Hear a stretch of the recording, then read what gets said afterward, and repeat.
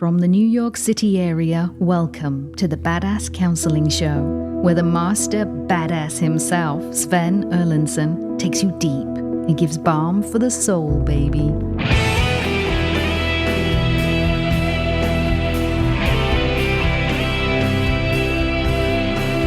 We are here to balm your soul, baby. My name is Sven Erlandson. I am the host of the Badass Counseling Show. I am joined by my dear friends here in studio, and I will introduce you to them in 2 seconds flat. But before I do, if you are tuning in from Deutschland or Ravello, or if you're in from Ireland or Sparks, Nevada, if you're here joining us from Banff and Lake Louise or Brainerd, Minnesota, it's good to have you here. If you are in the barn or the garage, if you're baking or walking, boating or cleaning, creating or destroying, it's great to have you here in show. I am joined in studio by KC, the letter K, the letter C, over in the booth, and I'm joined by Rob the Rocket next to me. Rob, Rocket Man, speak to me. Yeah, you are the bomb for the soul. Go for it. I don't know about all that, but let's get her going. We've got folks in from Rifle, Colorado, and all sorts everywhere else. Here we go. Ginger Lynn says, how do I stop people pleasing? I'm a narcissist magnet, and I can't take it anymore. I'm so broken. Ginger, if you are a narcissist magnet, use your words. It's because you are someone who is what I call an extreme giver, and you attract extreme takers. Therefore, at the root of the problem is this belief that I have to give in order to get some love in return. That was conditioned at a young age. So how do you stop the people pleasing? You start by going into the memories and the feelings that go with them from your past that taught you that your worth comes from giving, and that the only way you're going to get somebody to like you and love you is by giving. In other words, you were taught that you, in and of yourself, aren't good enough. You aren't lovable just the way you are. You have to do something to earn it, to gain it. And the answer is, the key to that is way back there in your childhood. And you have to begin to dive into that stuff and find where it is, which is what the book is for. There's a Hole in My Love Cup, to walk you into that process. But ultimately, also, Ginger, the people pleasing is being driven by fear. The fear is that if I don't do these things, I won't get love. No one's going to like me. And so it means in your journaling work, in writing letters that you don't send, but especially in your journaling work, in your self-exploration, maybe even with your therapist, you have to be going into that fear. That fear, where did it come from? How does it feel? And what would it take for you to begin to no longer fear that? Well, to get those fears out, you have to go into them to begin with. Again, that's what the writing and the journaling and so forth are for. All right, next question. Why do they divorce you, blame you, then come back and not leave you, but definitely don't act like they want you? Divorce you, blame you, come back and not leave you, but definitely don't act like they want you. Well, I got news for you, Amanda. You are definitely not the first person to ever go through that. In fact, one of the questions I get regularly is, should I go back? Should I go back? Which implies I have a lot of fear going back, and going back ain't a wonderful thing. And so sometimes we have to go back into it multiple times before we realize nothing has changed, nothing's going to change, and I finally have the courage to walk away because the pain has gotten so fucking bad from constantly going in. But you're asking the question, why do they do that? Why would somebody fucking divorce me, blame me for it, but then come back to me and not leave me alone? But then even when they do come back, they don't act like they actually want me. Well, part of that implies you want them to act like they want you. And the mere fact that they come back and you allow that you don't actively push them out, that you're passively waiting to see what they do. Oh, are they going to leave? Are they going to stay? That tells me a part of you wants them to stay. Otherwise, you would just simply block them out of your life, which you have the power to do. And yet you're not doing it. So that indicates to me, and the mere fact, also your tell is when you say they don't act like they want you, which implies that a part of you is wanting that. Well, shoot, if you're going to be back in my life, treat me like you want me, but they're not doing that.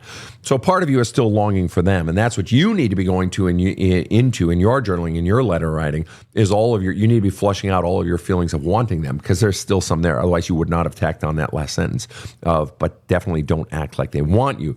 But you're asking why they do it? They do it because they can.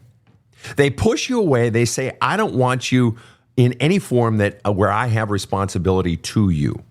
So I'm going to kick you the fuck out of my life. So I no longer have responsibility to you. Well, what does that mean to have responsibility to someone? It means that you exist and I am responsible for pouring love into your love cup and you're responsible for pouring love into my love cup. That's what love is. We're both giving love to each other, okay, in an adult relationship. But what they're saying is, fuck you. I don't want you in my fucking life. Get out, because I don't want to be responsible for giving you love. But I'm going to blame you. I'm going to tell you that you're fucked up and that it's all your fault. Why? Because then I don't have any bad feelings and you can never point the finger at me. And then even more, I'm going to take you back into my life where I have no responsibility to treat you like I want you. I have no responsibility to give you love, but I expect you to stay there and give me attention. Give me love. In other words, I don't want you in my life. No. I just want you to give me love. I want the love, the attention, the longing, are you staying? Oh, are you going? The whole puppy dog thing. And I want you to keep me in my life so that you'll just keep giving me attention so that my worth is confirmed by the mere fact that you're not pushing me out. All right. And that comes as a form of love. I'm not going to give you anything, by the way. I'm not going to give you any love back. No. I just want you to give love to me. And you keep waiting and wondering when they're going to give love to you. And they're like, wait, are you stupid? No, I'm not giving you any love. No. That was why I divorced you. Okay. I just want you here to give shit to me. That's all. And you ask why they do that? Why wouldn't they? And I know that sounds crass, but why wouldn't they? If you can get two people to give you love, or if you can get someone to give you love and attention and time and energy, and you don't have to give anything back, that's called a good investment. Now, am I condoning it? No, it's fucking horrible. They're a taker. And I'm continuing to let them take by allowing them to do that to me.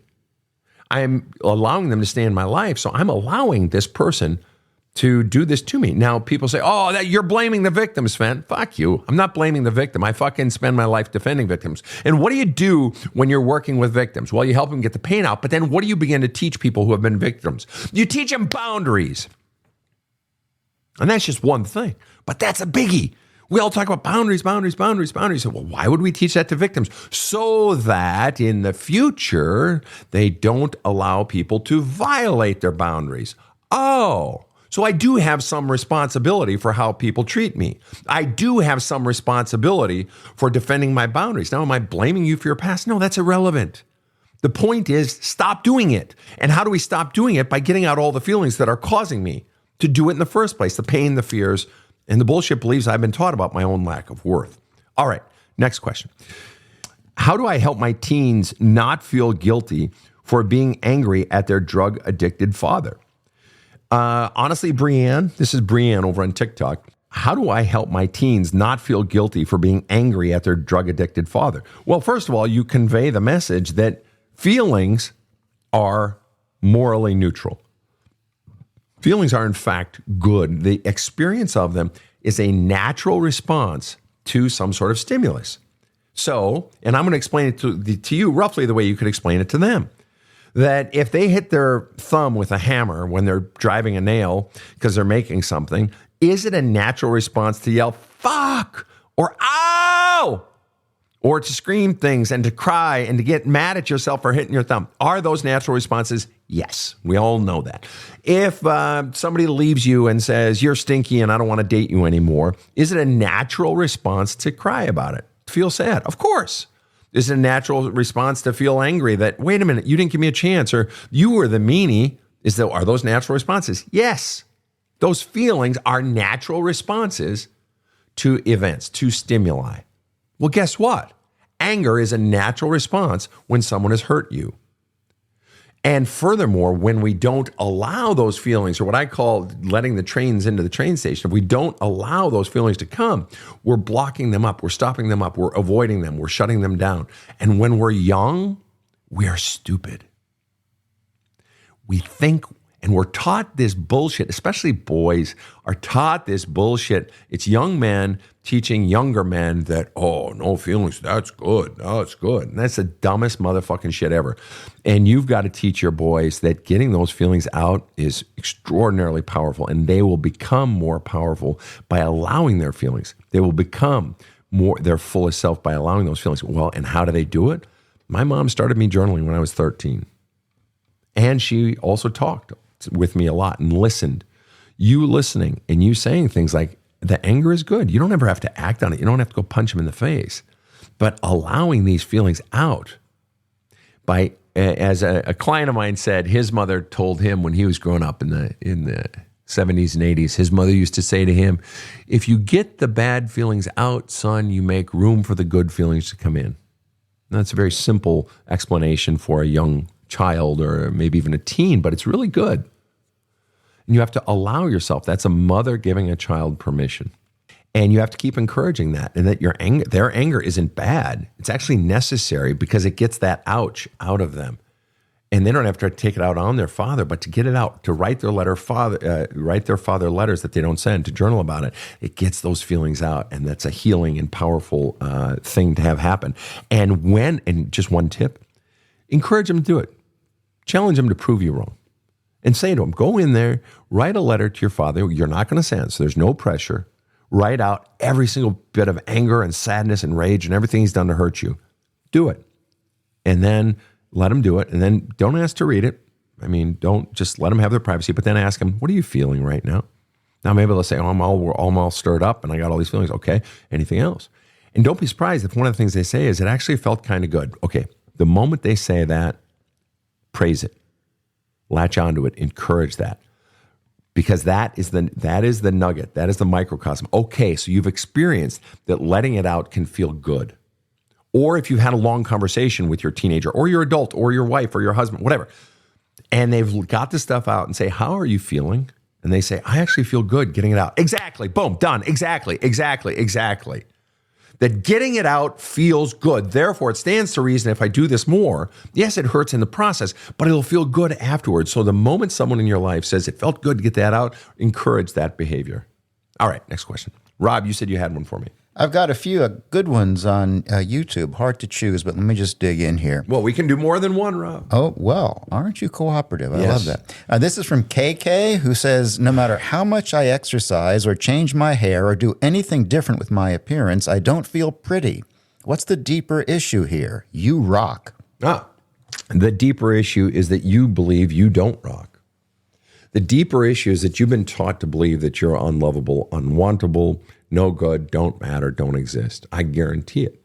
It doesn't matter what you do to doctor the package, because the outside of the package, because you believe that what is inside is no good. Somewhere in your childhood, you got the message from the powerful people in your life, usually whoever raised you, mom, dad, grandma, uncle, whatever, whoever raised you, mom, dad, whatever, that you're no good and that you're unlovable. And therefore, the fix is not to attempt to paint the outside of the package differently. The fix is to go into the package, to begin to crack it open and find where those messages came from, because those became your core beliefs and you can't even see them. The mere fact that you asked that question tells me you can't even see it. Well, then how do I fucking change it if I can't see it? Okay, and again, that's what we're doing here in the free podcast. That's what I do in the free articles on the website. That's what I do in all my free videos that I put up. It's to help you begin to see all of this stuff by beginning to ask the questions, but you got to have the tools. And the tools are when God created a pen and when God created paper. He said, she said, God said, write. When God created spiritual leaders, the creation was to help people get their pain out of them. When God created psychology and said, I officially make psychology, it's to help people get it out and to begin to dive deeper and deeper and deeper. And again, that's what I wrote my book for. There's a hole in my love cup. Next question. What do you got, Rob? We're on a roll here with YouTube. Go, YouTube. All right. Go. Terrific. Okay, here we go. Reed says, I love my partner, but we're both on the fence about having kids. She is leaning more towards yes. I'm leaning more towards no. I don't want to ruin our lives. Not sure how to navigate. Do I leave now? Well, I'm with a person that I've been with for 10 years. And she was with a man 10 plus about 3 more years, about 13 years ago. And they were together for about 5 years. Wonderful man. A wonderful man. All the reports I've heard, everything I know about him, just an incredible man. I've never met him. Would love to meet him. But she was very much in love with him. He was very much in love with her.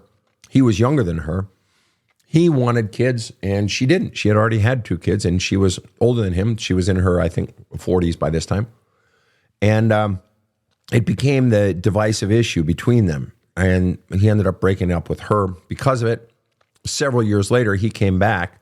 And part of it was a faith issue for him.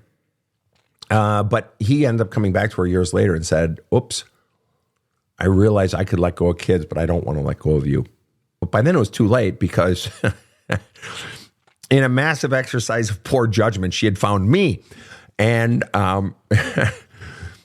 anyway, so she stuck with me at that point. I'm sure she would have loved to go back, but I'd keep her chained to the bed. So, no, I'm teasing. So he regretted it later.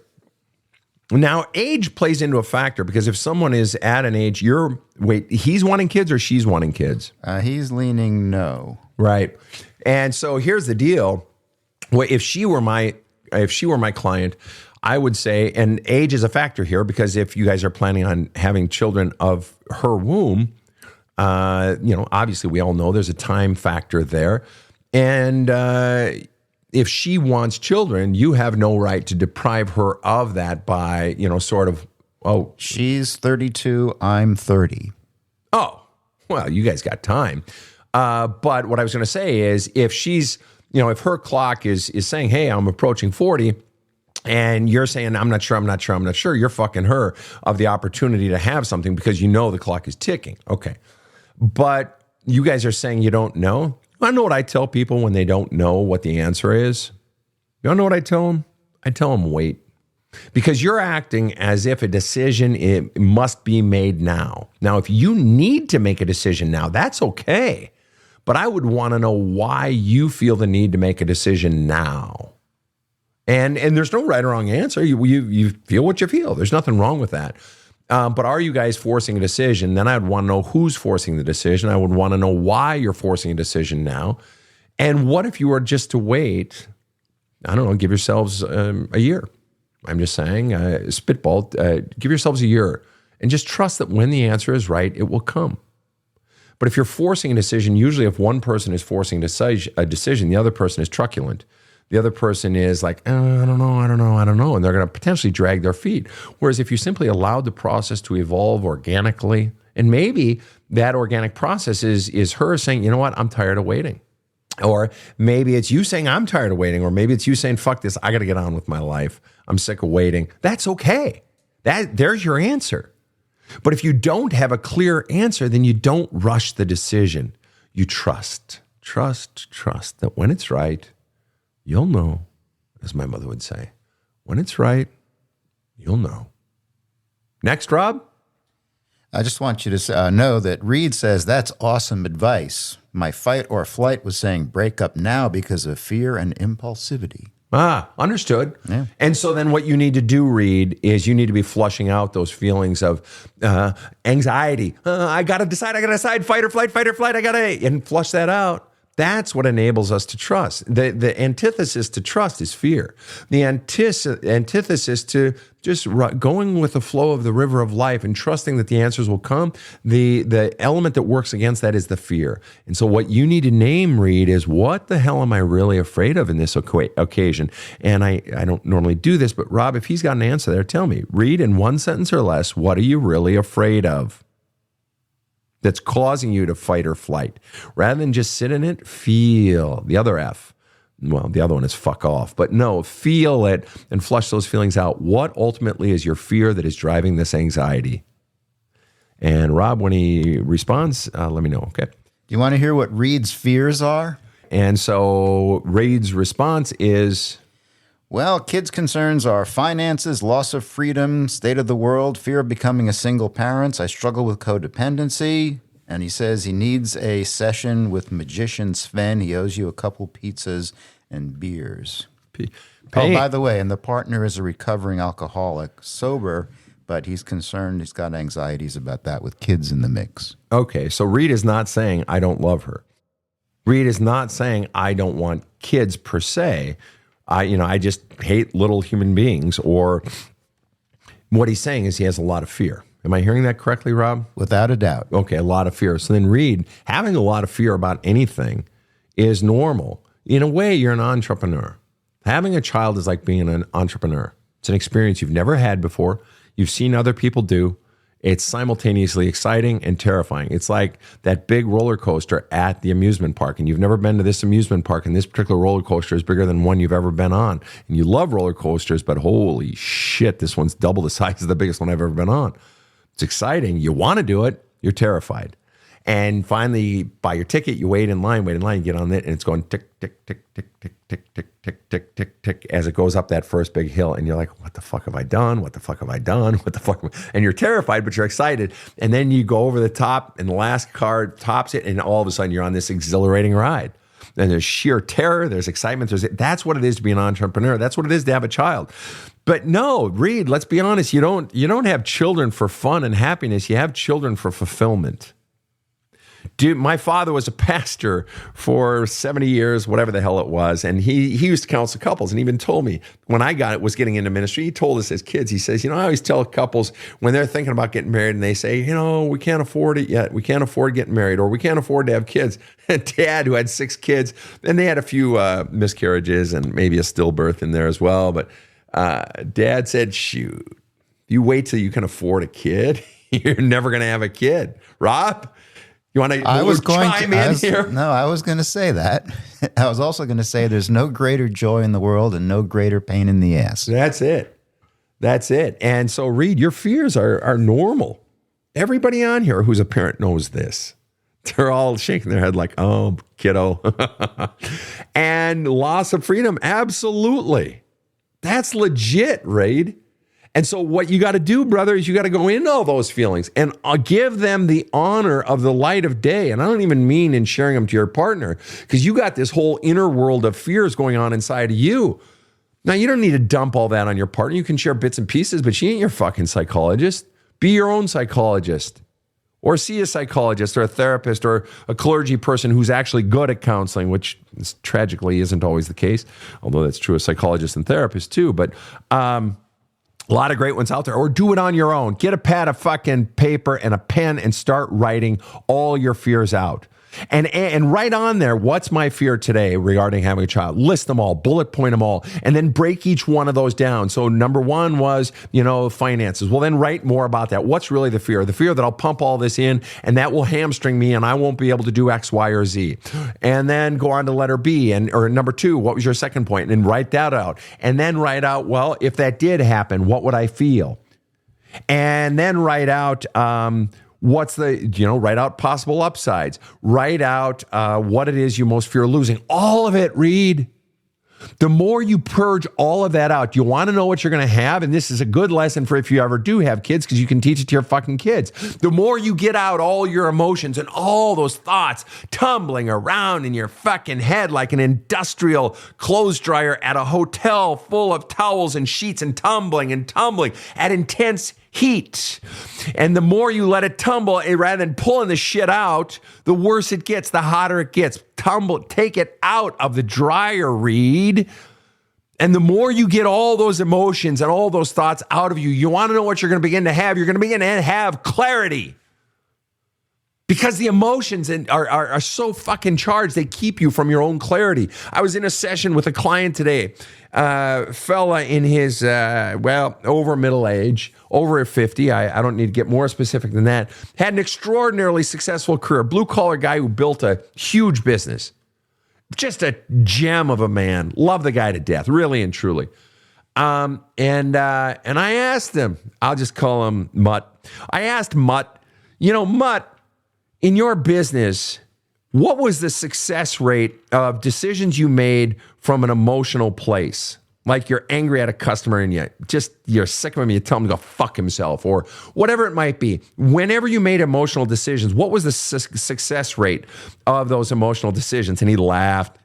And this salty old dog who had sold his business, Mutt, says to me, Sven, I'll tell you, every single bad decision I made in my business was made from a place of, as you call it, Sven, highly charged emotion. Now, he wasn't saying don't trust your gut, don't trust your deep, calm feeling. He's talking about high charged emotions. Reed, you are so fucking charged right now with emotions, and you can't see straight regarding this decision of whether or not to have a baby between you and the missus. You can't fucking see straight. Get all that shit out and you'll have clarity. And maybe you'll come to the point where it's like, no, I realize I don't want children. And that's okay, Reed, because you're half of this decision too. All right, Daddy-O? But maybe you'll come to a place where it's like, you know what? Maybe I am ready. Or you know what, sweetheart? Let's just wait a couple of years or whatever it is for you. But the more you get your charges out, the more you'll be able to be present to her and her feelings too. And parenthetically, she needs to be getting her fucking feelings and thoughts out so that you guys are coming to each other from a place of calm and clarity. Go ahead, Rob. I had the same issue with my wife wanting a dog, and then the second dog, and then the third dog. But I already had kids, so that was all taken care of. It was much easier to consider having 1, 2, or 3 dogs. And what made it easier to consider it? She's worth it. Huh. And there it is. And I love the dogs. There it is, you guys. So that's where Rob reached it. But you could just as easily, easily reach a place of, no, sweetheart, I want us to not have this. And then those lead to deeper conversations. But resolution comes in one form or another if we're both getting rid of our own charges in separate areas and then coming to each other from a state of openness and listening and so forth and working together. We never got a 4th dog, and that's not happening. The first one, I know I said it wasn't happening at the first one, but okay. And the second one, I know I said it's not happening. But the third, I know, but fourth one, this one is definitely not happening. We're going to get a porcupine, but not another dog. Because it's her idea not to have a 4th one. Ah, gotcha. Problem solved. Problem solved. All right. Next question. Freedom asks, how do I get past I was sexually assaulted twice? You get past it by going into it. And I know that's probably the last fucking thing you want to do, but by going into it and allowing up all of the feelings and all of the memories, all the shit you want to avoid and get past, you go into. And you bring those up bit by bit. And you begin to write about them. You talk, if you have a therapist, do with your therapist. But if you don't have a therapist, you can do this on your own. Just take your time and begin to allow those feelings out bit by bit, not all at once. And journal about it, write about it. I'm really fucking scared right now. I'm feeling overwhelmed by these feelings. God, I feel so helpless. I'm all of it. Do it bit by bit, a little bit each day or a bit more each week. And allow it up and flush it out bit by bit. But as long as you avoid it or deny it or stuff it down, it's not going away. And you won't get past it by trying to get past it. You only get past it by going into it first and allowing yourself to be in it for as long as it lasts, trusting that you're strong enough and that you're moving in the right direction. We're going to have quite a bit of good stuff right after this. I had a really good start in my life, and I've been successful in my career, but I have to say I've learned so much and improved my outlook on life since I met Sven and picked up a copy of Badass Wisdom. With the daily meditations as journaling prompts, I've uncovered a lot of memories that weren't totally pleasant. With Sven's guidance, I've achieved some new understanding, and honestly, I feel lighter. Badass Wisdom is a great read, in nice small bites, and I think anyone can benefit from it. So go to badasscounseling.com and get the book or the audiobook. It could change your life. This show provides soul counseling intended to entertain and inform and is not medical advice.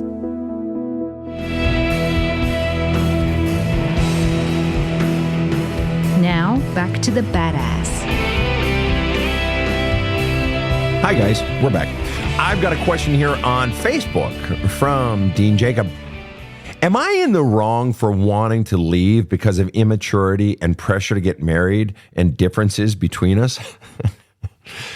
I'm going to start that over. It's just so good. Am I in the wrong for wanting to leave because of immaturity and pressures to get married and differences between us, but my partner is devastated and just wants marriage so bad and ended up threatening suicide?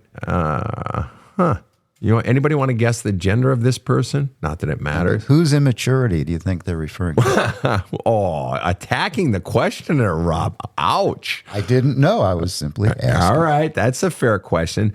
If you read something like that, you'd think if it's a hetero relationship, it's a woman writing in about a man, but this is a man writing in about a woman. Am I in the wrong for wanting to leave because of immaturity and pressure to get married and differences between us? But she is devastated, just wants marriage so bad and ended up threatening suicide. I'm going to be very honest with you about two little snippets from my past. I have twice in my past been in relationships, both of them sort of in the nascent stages, in the beginning stages, and the person threatened suicide if I left. I'm being honest with you here. And you want to know what I did? I left, and I didn't look back. You want to know why? We're in the nascent stages of a relationship, the beginning stages, and this shit is not my problem. And I knew that someone threatening suicide is bigger than me. And I'm not going to be able to do therapy on this person because I'm in this fucking relationship. It's a manipulation technique. And I was fortunate enough to have an older brother who went through something similar when I was young, and I overheard it. And I remember my parents counseling that this isn't his fault, and and really encouraging him, and that he does not have to accept this responsibility or stay with someone or allow himself to be manipulated. So that was sort of the precursor to me doing it then in my 20s and early 30s. Generally, when I tell someone, if you have someone threatening suicide, wish the person well, tell them you love them, but you got to move on with your life and get away from that. You can't solve that problem. That is bigger than you, and that is manipulation. Which then you say, I want to leave because of immaturity, pressure to get married, and differences between us, presumably from her to you. Are you wrong to want to leave because of that? No. There's no reason that is wrong for leaving another person. There's no reason. In the end, it doesn't even boil down to the reason, Dean. It boils down to how this feels. We get into relationships. Oh, he's funny. Oh, she's cute. Oh, he has a nice butt. Oh, she's, just this most brilliant woman. We think we have reasons, but those reasons make us feel something. Even if it's just, well, he's got money, or she's got a nice rack and she's good in bed, so I'm going to get in a relationship. But the nice rack and good in bed isn't the reason you're getting into the relationship. You're getting in because the nice rack and good in bed makes you feel something. You're getting into the relationship with him because him having money makes you feel something. It's the feeling we chase, which is why I read this revolutionary sort of book. And I don't even remember the book, but it was revolutionary for me. I think it was back in my 30s. And this person said, you're starting from the wrong end of the equation. Don't start with what you want to do. Start with the end result feeling you want to feel. If I go to buy a new car, I'm wanting to buy it because it's going to make me feel something. Well, not me, Sven. I only buy Volvo because they're sturdy and they make me feel safe. So it's how it makes you feel. Or I'm buying the Corvette because, hell, I'll be cool. Right. It makes you feel cool. Whatever it is, it's always a feeling we're driving to that gets us into a relationship, and that it is always the exact same reason we get out of the relationship, because some feel is gone. So, Dean, your question is, am I in the wrong for wanting to leave because of immaturity and pressure to get married, and differences between us, but she's devastated and just wants marriage so bad and ended up threatening suicide? You've just made this litany of things that basically don't feel good, do they, Dean? Doesn't feel good. Get the fuck out. All right, I'm going to assume that you've tried to work the relationship out and so on and so forth, but it just doesn't feel good over an extended period of time. And it's not just it doesn't feel good today. I don't hear you saying that. I think we all know we're not just talking about how it feels this week. We're talking about something feeling really crappy over an extended period of time with no future of it changing, no significant future of it changing. At that point, abort. Make yourself happy, and she's got to do the work of healing herself and making herself happy. That's not your job anymore. It's time to let that go and move on. All right, next question. This is from Summer. I'm over on TikTok. I'm 43 and I have never accomplished anything I have set out to do. I don't set goals. Why? Usually it's multiple reasons, or any one of multiple reasons. One, what you're claiming to want isn't what you really want. But more often than not, when people don't set goals, they're terrified of setting goals, or they're so bogged down by everything they've been taught to believe about themselves that they can't generate the motivation to do it. Or they can begin it, but then they peter out of energy. It's stop and start. That there's something blocking inside that keeps the energy from flowing in that direction, or there's some blockage inside that keeps them from even dreaming of a goal or having a goal. Now, I've had many clients, some that I'm working with right now, who have never allowed themselves to truly go after what they want in life. Why? Because if I went after what I want and I got it, I'd lose it or someone would destroy it. Why would they think that? Because they grew up. I've had clients who grew up and they had a mother, they had a brother, they had a father, they had a sister who would undermine their happiness or take it away or minimize it. Oh, you didn't really do much. Come on, they gave that to you. Your teacher is stupid if you got that A. Or, in that competition, the other team, you cheated. You didn't win that. In other words, they would undermine any happiness that you had. So some people become afraid of being happy. They become afraid of success. So I never want to set a goal because I know if I do, it'll get taken away from me or something will blow it up or it'll come with a hammer, right? And so that may also be the reason you're not setting goals, but it could be you can't even hear your own goals. You didn't specify whether or not you don't set them or you don't have things that you want to aspire to. Do you not have it or do you not go for it? And those are two different questions. One indicates you can't hear your voice. I don't have any goals. I don't have any dreams. That means you've got so much crud packed on top of you from your past saying you don't matter, your feelings don't matter, what you want doesn't matter. Or is it that you know what you want, but you're terrified to go after it? You can't go after it. That implies that there's going to be a high price if you do go after it. You're going to get criticism. You're going to get put downs, et cetera, et cetera. So you got to begin to name that stuff. Again, that's what the book's for. There's a hole in my love cup. All right. I like this one. This is from Capono Lima on Facebook. It's a long one, and so I'm just going to skim it quickly. So, yeah, keep them short, especially Facebook. They give you infinite room to write. Please don't do that. Just keep it a sentence or two because then I can decide whether to hit it or not because I don't read the long ones generally. Capono asks, is it a bad idea to stay good friends with my soon-to-be ex-wife? I obviously would like us to be back together with time for working out unresolved issues, but we are on two different paths at the moment. We have children together and live apart. I really want us to co-parent really well and be supportive for each other and the kids. Okay, back to the original question. Is it a bad idea to stay good friends with my soon-to-be ex-wife? I'll be very honest with you. I so rarely see people immediately when a relationship ends, whether it's a marriage or dating or what have you. I so rarely see two people move immediately into a good friendship. Rarely. Now, in the case where you are co-parenting, I can see the value in that, and plenty of couples do that, of moving into a state of being good friends. But just give it a cooling off period.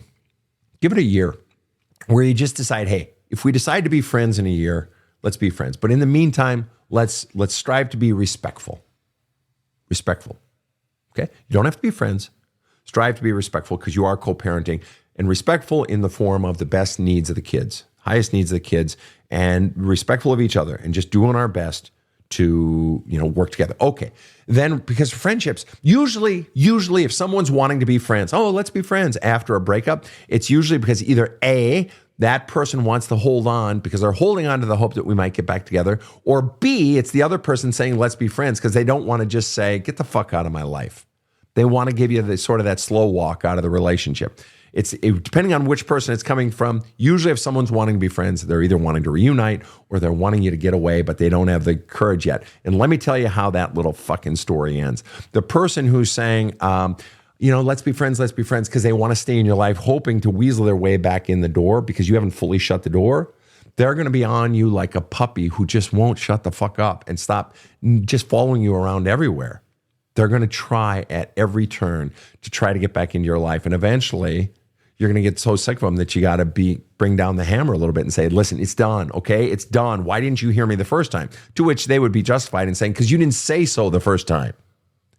You did this waffling bullshit. If you want to end it, end it. All right. But if you maintain the friends, that person realizes after a long period of time of being the puppy, you really don't want me. And then they grieve when they should have been grieving a year ago or 2 years ago when you should have broke it off to begin with. Now, but again, if you're the person saying, let's be friends because you don't want to do the hard thing, don't be a coward. Set them free, even though they don't want to be free of you. Because you know why? You're going to have to be a jerk later and shut it down later. So can you be friends with someone? Yes, but give it a year. Give it some cooling off period. And then if it's going to morph into that, let it morph into it organically rather than trying to force it. Square peg into round holing, as a client said this week. All right, next question. Somebody says, so you just write about it and then that decharges the emotion. You write about it and keep writing about it. You allow yourself all the feelings to come up and all the thoughts related to it, every fucking memory, every fucking feeling, and keep flushing. Write them letters of all the stuff you really want to say. Oh, I love you and miss you so much. I miss your body. Please come, sit on my face, whatever. Or, sorry. Don't know where that came from. Or I do. Okay. Or I'm so mad at you. I'm so angry, et cetera, et cetera. Just flush it all out. And yes, over time, that's going to decharge it.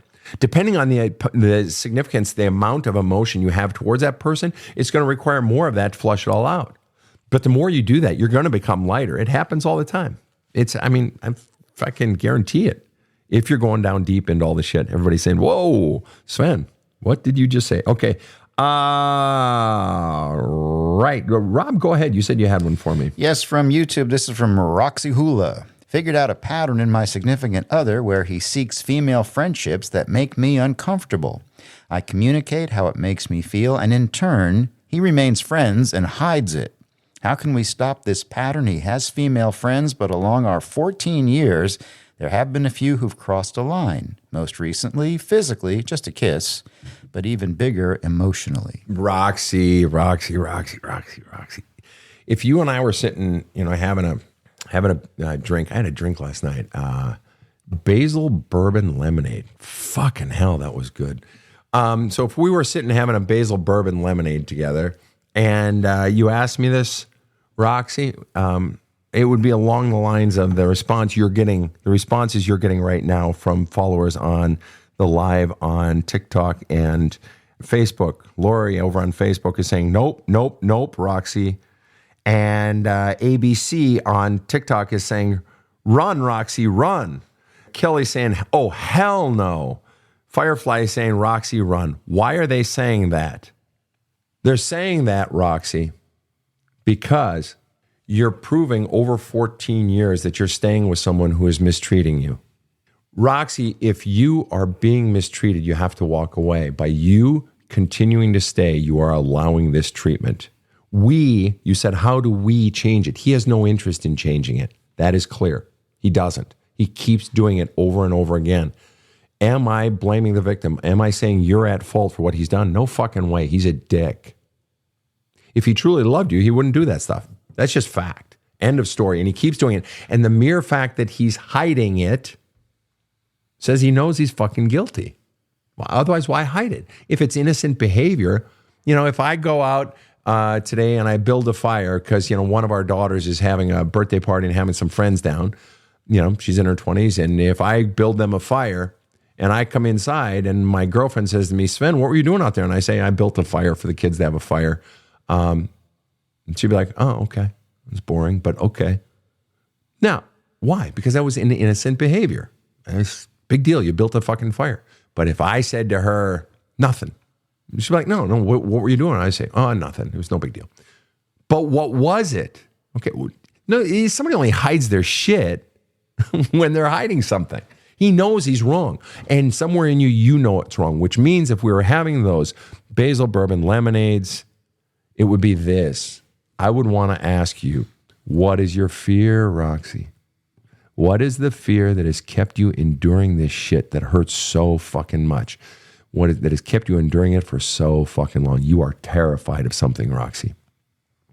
Terrified of being alone, terrified of walking away, terrified of hurting his feelings, which may seem crazy to some people, but when you've been in that situation, it can be very real. You're terrified, Roxy. You are terrified. And until you confront inside of you with your therapist or on your own in your own journaling, until you confront what it is you're really terrified by, you ain't never going to heal from this, and it ain't never going to change with him. I mean, if you choose to even stay with him, but you're terrified, and that fear, that terror is causing you to act against your own best interests. All right. Roxy says, terrified of losing him, my marriage, we have kids. I know you're right. Yeah, and those fears are all legit. Those are all legit. You are not the first woman, not the first man to be afraid of ending a marriage and walking away from someone. You're not the first, and that's okay. It's really okay. But in the end, what is the gift you're giving your children by staying? Teaching them that this is what love is? teaching them that this is how a woman deserves to be treated, teaching your sons that this is okay treatment of a man towards a woman, teaching your daughters this is what you can expect. Expect misery. You are modeling for them, regardless of what may be coming out of your pie hole. What they are watching is you, and they're seeing how fucking miserable you are. They're seeing the angst and animus between you and your husband. And this is, you're conditioning them. This is their normal. And I know for a fact you don't want that. So even while you think it's going to hurt them, and it is going to hurt them if you divorce. It is fact. Boom, done. But it's not a permanent pain if you give them the support necessary. If you do it now when they are surrounded by a company of people who will help them and support them and things that are structure in their life. They have daily rituals of school and whatever it is. Do it now when the healing can happen, because the longer you wait, the more you are embedding into them that this life is what's normal, and it ain't. Don't teach them that this is what love is. All right, next question. Rob, have you got something over there? I got a ton of them here. I'm just trying to find a good one. You got a good one there?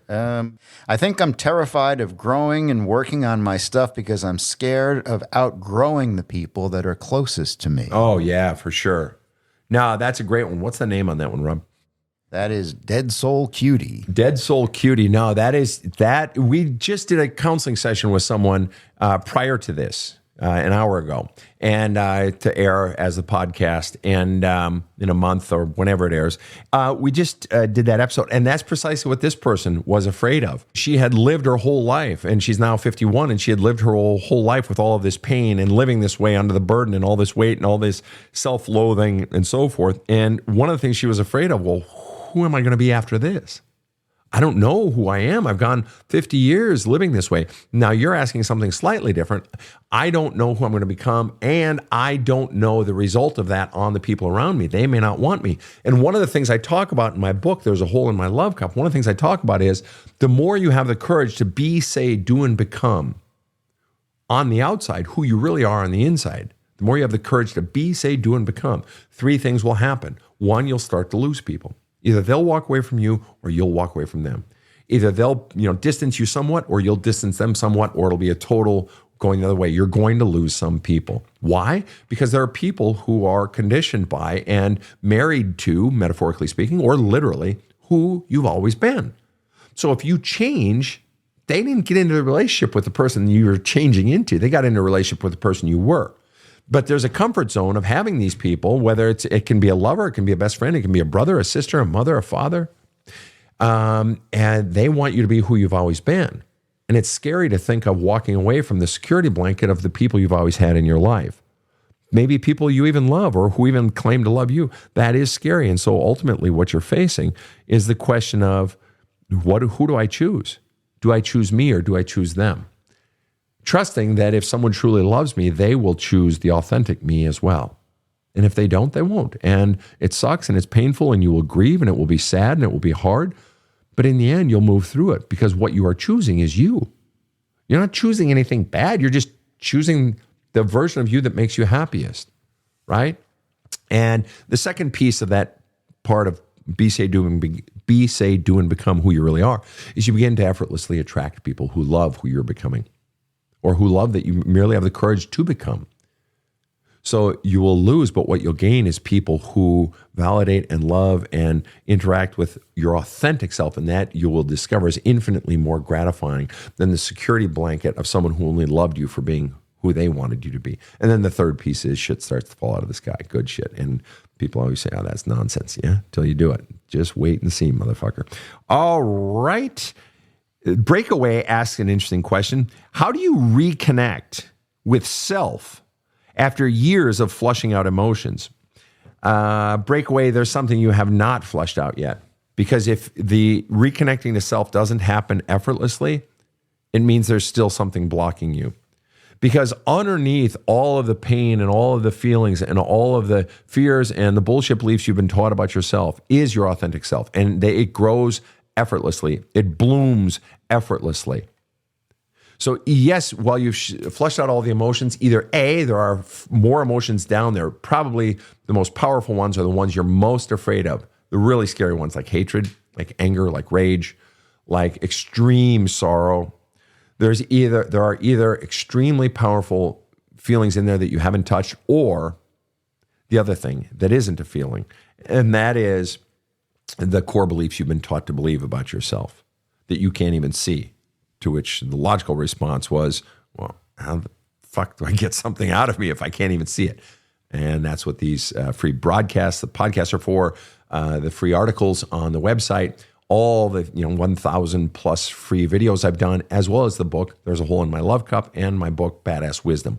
All of these are tools to help you do precisely that, to help you begin to find your authentic self inside of you, because it's inside of you. It's not outside of you. All right. How do you protect your kid from narcissist manipulation? Yeah, which I'm going to assume is your spouse or your ex-spouse. Now, if it's your spouse, you basically have a responsibility. If they're being manipulated to the point where it's destroying the child, you have a responsibility to get them the hell out of there. Okay, so, but let's go with the notion that it's an ex-spouse. If it's actually a family member, then you have to cut off that family member to protect your child. Fact. The only situation that I can generally see in most general situations where you would be obligated to allow that child to be around a manipulating narcissist is if that person has legal rights to that child. Otherwise, this really isn't even a question. If someone is hurting your child, you get that person the fuck away from your child. Therefore, if you're asking me how to do this, that would assume that you have no choice, that your child has to interact with the narcissist manipulator. In which case, what that means is you can offset, you can provide counter messages to the messages that child is getting, and you can teach them how to purge the feelings that accompany that. However, you cannot completely shelter that child from the narcissist manipulator. You didn't say narcissist abuser. You said manipulator, which means if it's not abuse, no court, at least in the United States, is going to take that child from the spouse. Now, if you have things you can prove, well then, yeah, obviously take it to court. But otherwise, you offset with messages telling the child, asking, what are you feeling? What's going on inside of you? Encouraging them, providing open space without forcing. Encouraging them, teaching them how to release their feelings. Furthermore, getting them in with a therapist. Getting them in with someone who specializes in children, whatever age your child is, so that they can get those feelings out of them and the thoughts that go out of them. But you need to be providing very strong, powerful counter messages to the messages that they are getting. Furthermore, you want to begin to teach them their own power. You want to begin to teach them their own sense of autonomy, that they have every right to honor their own feelings. In fact, not right. They have every responsibility to themselves to begin to do that. You want to begin to give them power. Teach them the power to say no, and not just to you. Furthermore, do not let them overrun you, because it would be very easy to transfer their anger at the narcissist manipulator onto you. That's not okay. But fundamentally what you're doing is you're counter messaging. You cannot, if they have a legal right to be with the child, then you don't have a right. You have no way of stopping it entirely, and so it's got to be counter messaging, Amanda. All righty. Rob, what do you think? Just had someone ask me to please go back and ask the question that they posed earlier, which I have omitted. Shall we try it? Sure. All right, then. Brandy says, reading your book, The Sedona Method, I'm in therapy, but I ended a 15-year situationship with an avoidant. I don't want the relationship, but I also don't want to lose such a big portion of my life. How do I navigate this? He's not a bad person, just has his own trauma he won't deal with. I don't fault him, but the pain got too much. And the reason she doesn't want to cut it off, there was a half sentence. Read that again. I don't want the relationship, but I also don't want to lose such a big portion of my life. Ah, right. The portion of your life, and what's the name? Brandy. Brandy. Oh, Carly, the studio cat, has things to say. Spoke up there. Carly, you want to come up and help me answer this one? Okay, if you're watching live presently, there's Carly. No. Okay, Carly is helping me with this one. The reason you're giving ample reasons, and there she goes. She just wanted to give a little love, a little inspiration.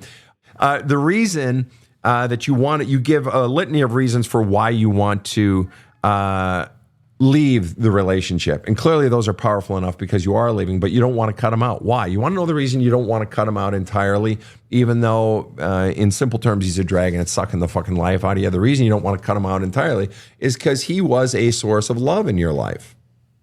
You got him pouring from his love cup into your love cup. And I'm not doubting that you poured some into him. And whether that love poured into your love cup was the form of just him wanting you, just his presence, or whether it was, he used to do nice things for me, and it was nice to know someone cared, or God, the sex was the best, or whatever it was. I miss his sense of humor, and he could always lighten the mood, although he doesn't necessarily sound like that guy. But the point is, he brought some form of love to your life, in whatever form it was. He brought some form of positive attention to your life that you don't want to let go of. That's right. Of course you don't, which is why breaking up is so hard. Breaking up is so hard to do, whatever that song was. Well, just about every song. Of course you don't want to let go. That's totally normal. And so what you got to do is you got to go inside and you got to flush out those feelings. Flush out those feelings and flush out those feelings. And the missing of it and grieving it. You're grieving the loss of the love that you received from this man. And it's necessary. The grieving is necessary, but holding on just because you miss the good parts when you know the bad parts are more and you don't want the bad parts anymore, holding on is jerking him around, but it's also jerking yourself around, and you're keeping yourself from truly moving forward because you've still got 1 foot in the past. So do the healing work to get yourself that 1 foot out of the past. So that you can move forward in your own life and recognize that in this situation, your highest responsibility is to yourself, to your own healing and your own happiness. Doesn't mean you don't love him, but his highest responsibility has to be to his own, so that two people can become healthy and maybe be friends down the road, whatever. But it's time to get on with your life. And it's hard, but it requires some grieving. All right. Thank you so much, everyone, for tuning in. This has been illuminating. Rob, what final thoughts do you have? I think we all need to keep in mind that sometimes life is a shit sandwich and sometimes life is basil bourbon lemonade. Wow. That is so well stated. Let's all go enjoy a basil bourbon lemonade. My treat. This has been delightful. You're welcome, Cherie. Firefly, great to have you here. Doug, thanks for checking in. And Juicy Jackie says, thank you. Have a blessed day. Thank you. And Teresa and everyone else, thank you. And to everyone around the world, whether it's Belgrade or whether it's Boston, have a kick-ass day. The Badass Counseling Show is strictly copyrighted.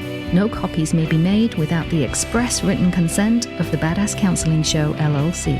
The Badass Counseling Show is produced by Karen Camparelli and Robert H. Friedman.